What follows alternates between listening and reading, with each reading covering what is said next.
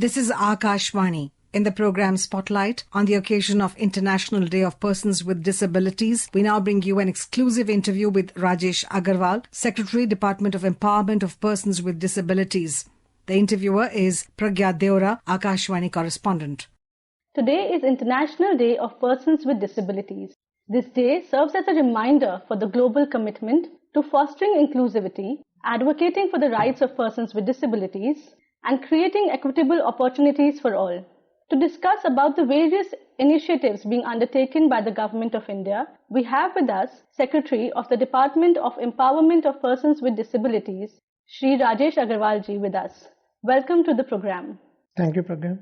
Today, President of India, Draupadi Murmu, gave national awards for the empowerment of persons with disabilities. Could you tell us about these awards? Especially there is one award with regard to the best state or union territory or district which has done the best in terms of implementation of Rights of Persons with Disabilities Act and government schemes for persons with disabilities. 3rd December is celebrated as International Disabilities Days across the globe.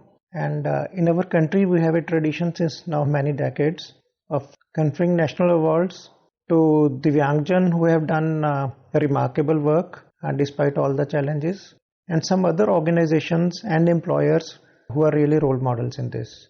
You asked a specific question, and this time 2 districts of Rajasthan, Sulumbar and Dungarpur, which are both quite remote and quite tribal districts. So they won the awards for their work in actually reaching out to every rural area, every village, and doing a survey of people with disabilities, trying to ensure they get the UDID cards and certificates. They start getting the pension of the state government.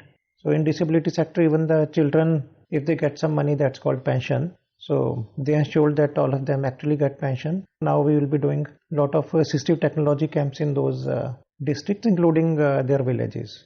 So it's a really good work in remote areas.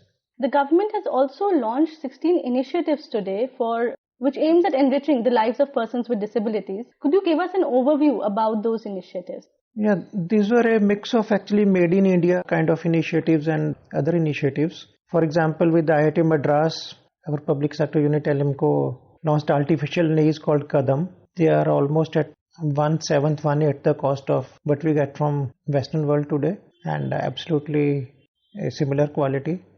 They've been also across different areas in terms of assistive devices, as you were mentioning. There was then we launched something with the CSIR Mohali on low vision, basically glasses.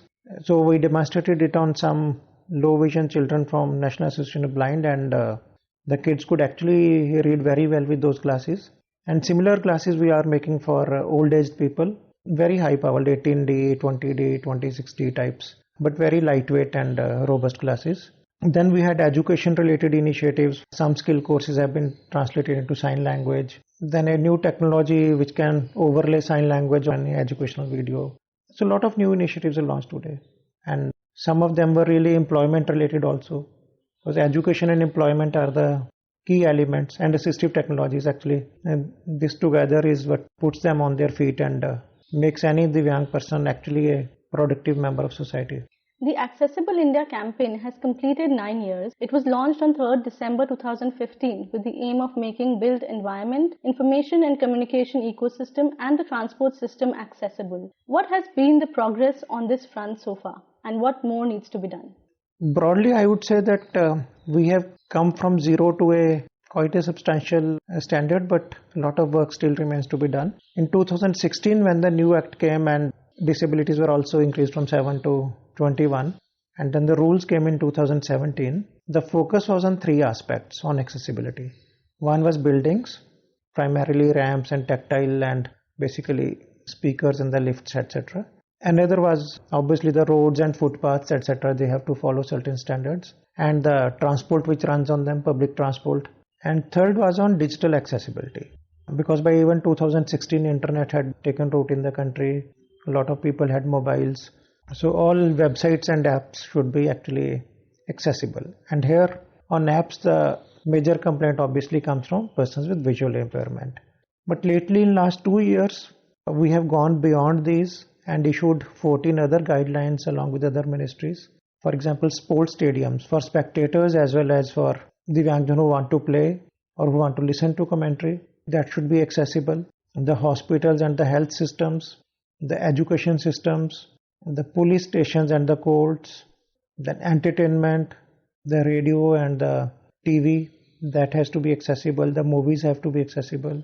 So for example, accessible movie means a person on wheelchair should be able to really go inside the cinema hall, get a proper seat. A person who is blind, they should have an option of an add-on audio track which captures 100% of the scene what is going on. For a deaf person, it might mean basically on the phone is synchronized. The person should be able to read the dialogues in Hindi or English or in sign language, etc. So for different disabilities, accessibility means different things. So obviously the buildings, roads, transport and digital. This even today remains the, let us say, 90% focus area. And other things like entertainment and sports, now there is more and more demand to even have that accessibility. And we are really working with all the stakeholders on ensuring this. But obviously there is a lot of work to be done yet. So a lot of what you were mentioning right now is also to do with assistive devices, which brings greater independence and inclusion for persons with disabilities. So what is the current ecosystem in India with regard to assistive devices, and what is the government doing to support this ecosystem right from research, manufacturing of the product, awareness about the product amongst the persons with disabilities, and ensuring that they are provided and the supply of those products and services to persons with disabilities? See, assistive technologies can actually absolutely transform lives. For example, if a person requires a wheelchair and the person has a manual or motorized wheelchair, the person can get out of the home and get to other places. If the person does not have a wheelchair, the person will be confined to home. The difference is absolutely like life and death. So a good assistive technology is absolutely a must. The right assistive technology, which is affordable, which they can get near home. So we are now really expanding Pradhan Mantri Divyasha Kendra. We have set up more than 70. The plan is next 2 years we'll have 300, so that no one standing anywhere in any remote part of the country has to travel more than 100 kilometers to get an assistive device from us. And we are quite liberal in income limits, etc. Now, in fact, we have said that you certify your own income and get an assistive device from us. And now a lot of philanthropy and CSR money is also coming into this. Many state governments have also started giving assistive technologies. And now, in fact, in new research, you asked, a lot of artificial intelligence is being built into systems. AI is being used in a number of solutions. I am in touch with the number of big players also and small ones also. For example, the cerebral palsy people have slurry speech. You can't really understand what they are saying. How to convert non-standard speech into standard speech. So there's a lot of research going on that. For sign language, a lot of research is going on to convert text into sign language and vice versa. On gait analysis for people fitted with prosthetics or people who need wheelchair customization, etc. So gait analyzer cost has really come down from 1 crore rupees to really 2-3 lakh rupees, because now even the laptop camera can actually do the gait analysis.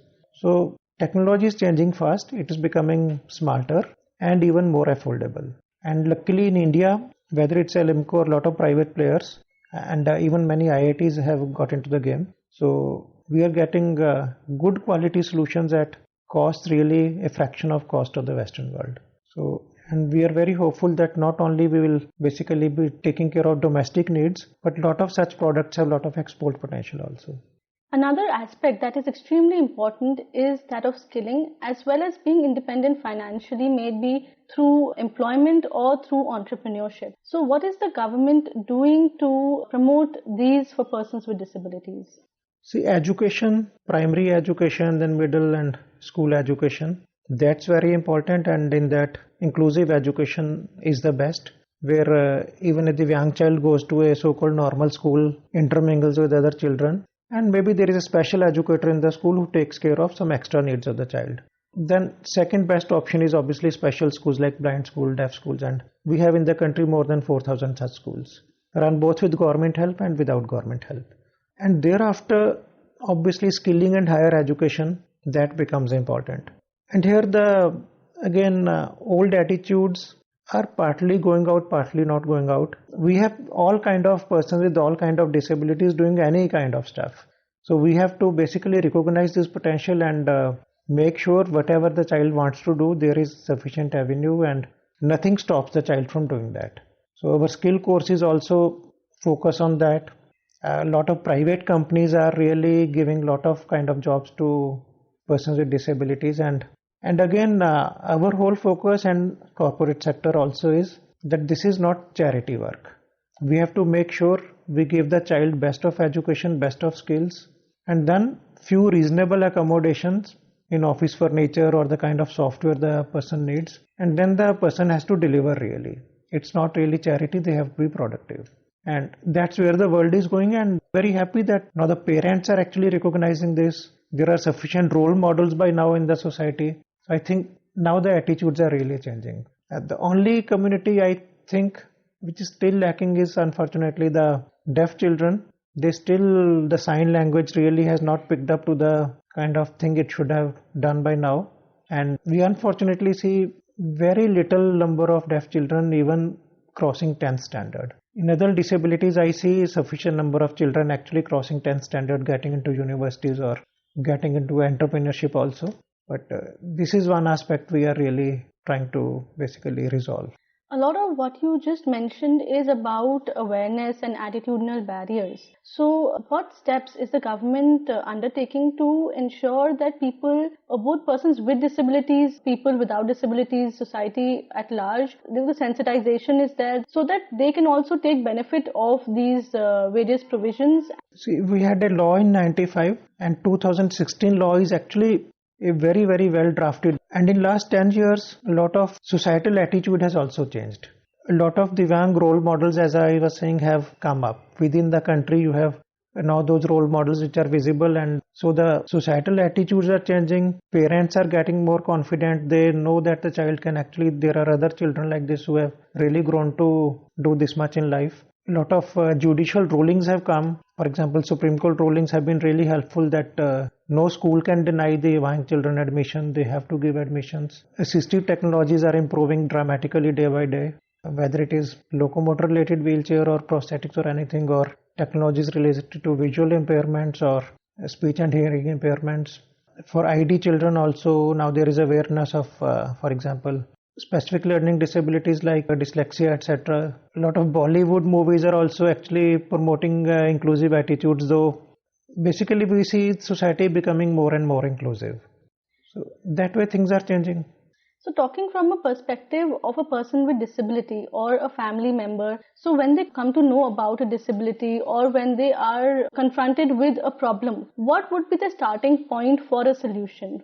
So I believe acceptance that yes, there is a problem, but there are solutions, and not really worrying about what society will think, what neighbors will think. I think that is a starting point. And then reaching out to the right people. And now we have parent groups in every district. So we are also trying to work with them, trying to work with a lot of helplines working in the sector so that people get early help. So we've talked about where should people start from, but we do hope that people eventually, persons with disabilities too, more and more persons with disabilities actually are in leadership roles. The theme for this year is amplifying leadership of persons with disabilities for inclusive and sustainable future. What would be your message to the employers, organizations and persons with disabilities in this regard?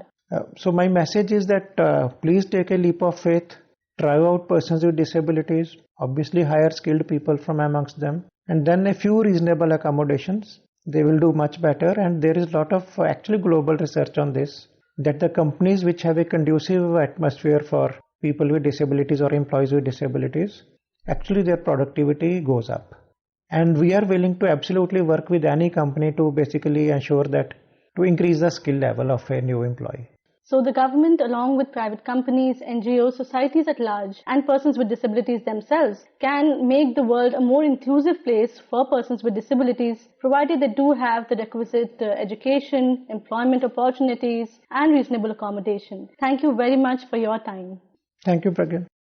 On the occasion of International Day of Persons with Disabilities, you are listening to an exclusive interview with Rajesh Aggarwal, Secretary, Department of Empowerment of Persons with Disabilities. The interviewer was Pragya Deora, Akashvani correspondent. This program was produced and presented by the News Services Division of Akashvani.